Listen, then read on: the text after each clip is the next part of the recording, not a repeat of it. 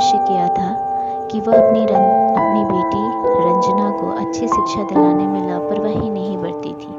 रंजना जितनी ही खूबसूरत थी, उतनी ही गुणवान और बुद्धिमान भी थी। समय के साथ साथ उसने यौवन की दहलीज पर कदम रखा था। एक दिन मनोहर की पत्नी माधवी ने कहा, सुनो जी, लड़की अब सयानी हो गई है, इसके बारे में भी कुछ सोचा है आपने? मनोहर ने कहा। तुम चिंता क्यों करती हो भाग्यवान? हमारी बिटिया में क्या कमी है? वह सुंदर है, गुणवान है, बुद्धिमान है। इसका हाथ मांगने के लिए तो लड़के वालों की लाइन लग जाएगी, तुम देखती रहना। लेकिन माँ तो माँ होती है। उसने बदलते समय का अनुभव भी देखा था। वह जानती थी कि दहेज की समस्या दिन प्रतिदिन बढ़ती ही जा रही है और दहेज ना देने पर तरह तरह की घटने वाली दुर्घटनाओं से भी वह परिचित थी। समय का चक्र निर्बाध गति से चलता रहा। रंजना ने शिक्षा भी पूरी कर ली। उसने बीए प्रथम श्रेणी में पास करके घर में खुशियां ला दी थी। लेकिन माँ को तो बस एक ही बात की चिंता थी कि किसी भी तरह रंजना के हाथ पीले हो जाएं। पिछले कुछ दिनों से मनोहर को भी रंजना की शादी की चिंता सताने लगी। वह योग्य वर की तलाश में जुट गया। वह जहाँ भी जाता दहेज की मांग मुंह पर खड़ी मिलती। सीधा साधा मनोहर दुनियादारी से अपरिचित था। उसने तो यही सोचा था कि उसकी लड़की की शादी उसके गुणों व स्वरूप के कारण ही कहीं हुए हो जाएगी। लेकिन जब वास्तविकता सामने आई तो वह हताश हो गया। एक दिन मनोहर काफी उदास मुंह लटकाए बैठा था।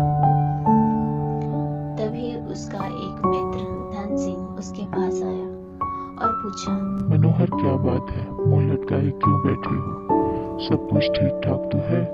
मनोहर ने अपनी समस्या उसके सामने रखी तो वह बोला, आजकल माँ वैभव लक्ष्मी के काफी चमत्कार सुनने में आ रहे हैं। वैभव लक्ष्मी हर समस्या का समाधान चुटकियों में कर देती है। मेरा तो कहना है कि तुम भी माँ वैभव लक्ष्मी की शरण में चले जाओ। बिटिया के लिए योग्य वर खुद ब खुद तुम्हारे द्वार पर आ जाएगा। धन सिंह की बातों से मनोहर का विवेक जागा और उसने पत्नी सहित माँ वैभव लक्ष्मी के 21 शुक्रवार तक व्रत रखने का संकल्प लिया। व्रत के दिन पति पत्नी माँ का ही गुणगान करते और शाम को पूजन कर भोजन करते।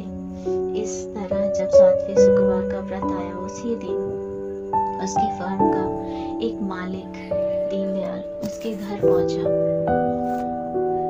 उन्हें देखकर पहले तो मनोहर चौंका, फिर आ भगत में जुट गया। सेठ दीनदयाल ने मनोहर से कहा, आप भी कैसी बात करते हैं? आप तो बस आदेश करें। सेठ ने कहा, तुम्हारी बेटी रंजना मुझे और मेरे लड़के राजेश को बहुत पसंद है। मैं चाहता हूँ कि इन दोनों की शादी कर दी जाए। तुम्हें कोई आपत्ति हो तो कहो। मनोहर को कानों सुने शब्दों पर विश्वास नहीं हुआ। अपनी प्रसन्नता को मन में दबाए हुए बोला, मालिक, कहाँ आप राजा भोज के सामने समान और कहाँ मैं गंगू तेली जैसा। आपके सामने मेरी हैसियत ही क्या है?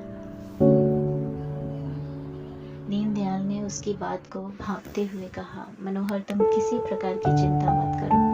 यह शादी दहेज के बिना होगी। बस मुझे तो रंजना जैसे गुणवान लड़की ही चाहिए। मनोहर और उसकी पत्नी माधवी ने इसे माँ का ही चमत्कार माना और एक दूसरे की तरफ देखते हुए स्वीकृति दे दी। फिर रंजना की शादी बड़ी धूमधाम से हुई, जिसे देखकर सभी दंग रह गए। शादी के बाद मनोहर और उसकी पत्नी ने 21 शुक्रवार के व्रत पूरे किए। व्रत के अंतिम दिन दोनों ने 21 कन्याओं को भोजन कराया तथा माँ वैभव लक्ष्मी का विधिवत पूजन कर व्रत विधि की 21 पुस्तकें माँ के श्रद्धालु भक्तों में बांटी। माँ की कृपा से मनोहर माधवी सुखपूर्वक